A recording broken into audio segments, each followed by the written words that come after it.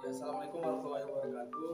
Perkenalkan, kami dari kelompok 5 akan melaksanakan praktikum anatomi dan fisiologi ternak monogastrik. Dosen pengampu Ibu Tati Fidianasari, SPTMP. Saya Muzamil Ihsan. Saya Siti Nurlaili. Dan saya Haris Gunawan. Pada kesempatan kali ini kami akan menjelaskan anatomi dari hewan Oryctolagus uniculus atau kelinci. Induknya Animalia, filumnya Vertebrata, kelasnya Mammalia, familinya Leporidae, genusnya Oryctolagus, spesiesnya Oryctolagus uniculus. Pada anatomi eksternal pada tubuh kelinci yaitu terdiri dari kaput atau kepala, kemudian kolum atau leher, setelah itu trunkus atau badan, setelah itu ada ekstremitas liberae atau kaki, dan yang terakhir ada cauda atau ekor.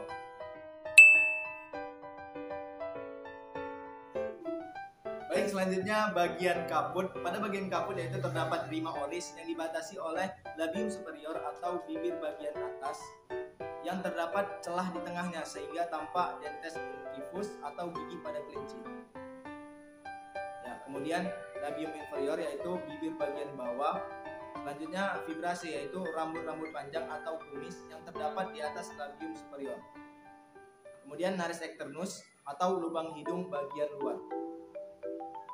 Kemudian ada organon visus atau indera penglihatan yang terdiri dari bulbus oculi dan palpebra. Pada bagian bulbus oculi terdiri dari kornea, kemudian iris dan pupil. Palpebra atau kelopak mata yaitu terdiri dari palpebra superior atau kelopak mata bagian atas dan palpebra inferior atau kelopak mata bagian bawah.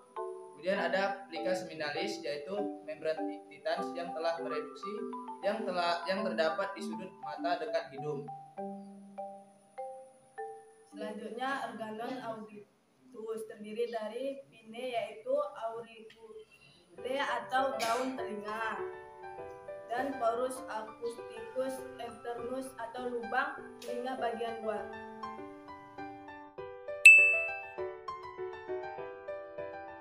Baik, selanjutnya kami akan menjelaskan bagian trunkus atau badan, terdiri dari beberapa daerah yaitu toraks atau dada, kemudian abdomen atau perut, kemudian dorsum pusat atau pertengahan tubuh, kemudian glutae kulit bagian luar, kemudian perineum bagian otot tubuh.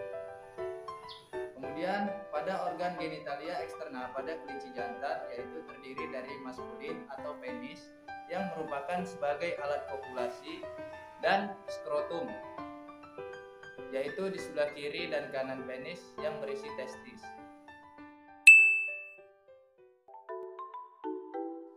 Kemudian masuk ke bagian ekstremitas liberae, terdiri dari ekstremitas cranialis atau kaki bagian depan. Kemudian tulang yang menyusun lengan depan dari kelinci yaitu brachium yang disokong oleh tulang merus.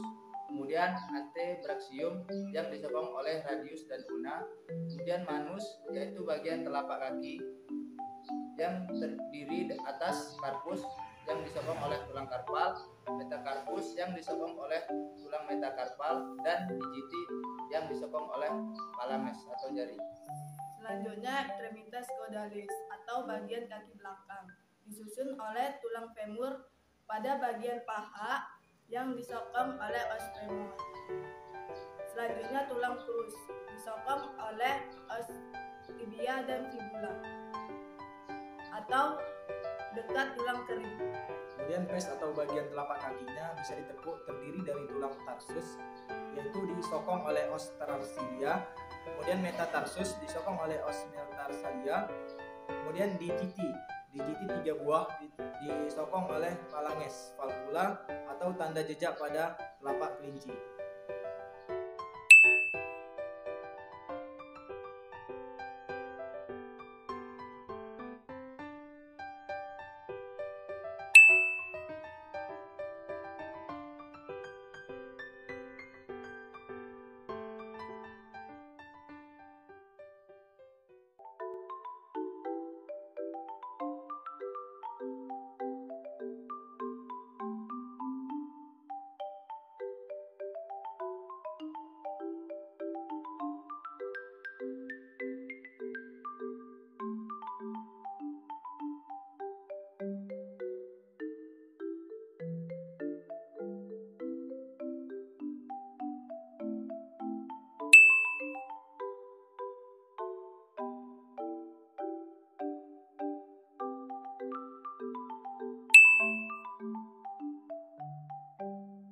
Baik, selanjutnya kami akan menjelaskan sistema digestoria yang terdiri dari tractus digestivus. Tractus digestivus terdiri dari cavum oris atau mulut. Atapnya terdiri dari platum durum sebelah kranial dan platum mole sebelah kaudal. Kemudian dentes atau gigi ya. Dentes terdiri dari 3 macam, yaitu incipus atau gigi bagian depan. Kemudian premolar gigi geraham samping. Kemudian molar gigi geraham belakang. Kemudian lingula yang terdiri dari otot yang dilapisi oleh mukosa yang penuh dengan papila yang mengandung saraf-saraf pengecap. Kemudian paring, pangkal dari kerongkongan. Kemudian lanjut ke esophagus, yaitu lanjutan dari paring yang masuk ke rongga toraks dan menembus diafragma melalui hiatus esophagus dan bermuara pada ventriculus di rongga abdomen. Kemudian berlanjut ke ventriculus. Ventriculus atau lambung adalah organ muskular yang bekerja menyimpan pakan yang telah dicerna dan memasukkan ingesta ke dalam usus kecil dalam jumlah yang dapat ditampung oleh pencernaan intestinal. Kemudian pada ventriculus terjadi gerak peristaltik.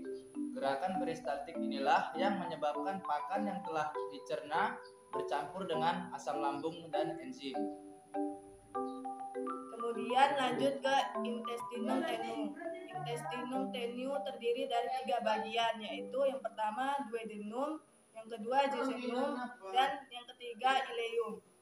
Intestinum crassum yaitu terdiri dari cecum yang besar dindingnya memiliki bangunan yang tidak terdapat pada intestinum tenue. Kolon terdiri dari kolon ascendens yang keluar dari cecum yang naik ke atas.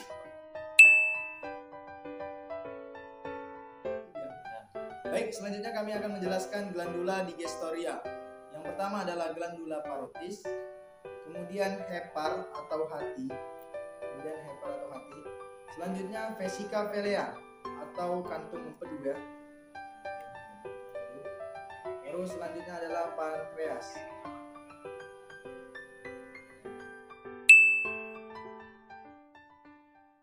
Sistem urinaria yaitu terdiri dari ren atau ginjal, sepasang bentuknya seperti kacang, warnanya merah tua, dibungkus oleh kapsula renis dan berfungsi mengatur keseimbangan air dan metabolit dalam tubuh dan mempertahankan keseimbangan asam basa dalam darah. Produk sisa berupa urin akan meninggalkan ginjal menuju saluran kemih untuk dikeluarkan dari tubuh. Kemudian ureter yaitu saluran yang keluar dari ren. Kemudian berlanjut ke vesica urinaria atau kantung kemih yaitu sebagai tempat penyimpanan urin sementara, dan kemudian berlanjut ke uretra yaitu adalah saluran tempat mengalirnya urin dari kandung kemih sehingga dapat dikeluarkan dari tubuh.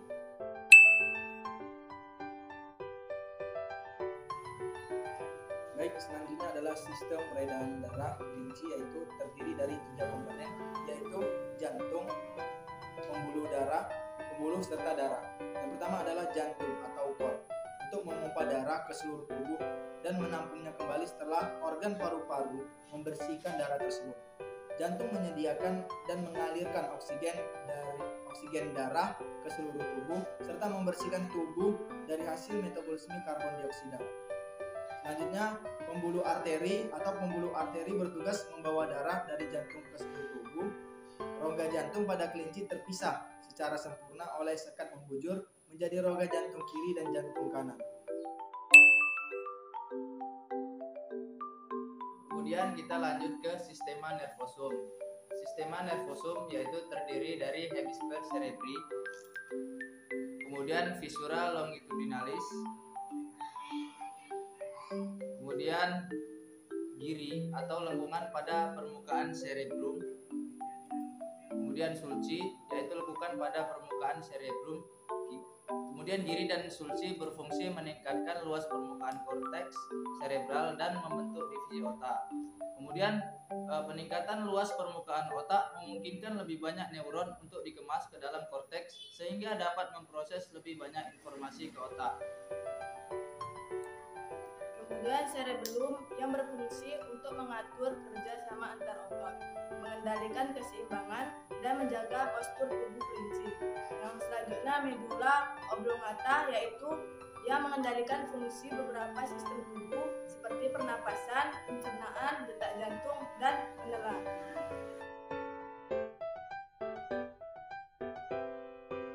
Sekian dan terima kasih. Assalamualaikum warahmatullahi wabarakatuh. Dadah.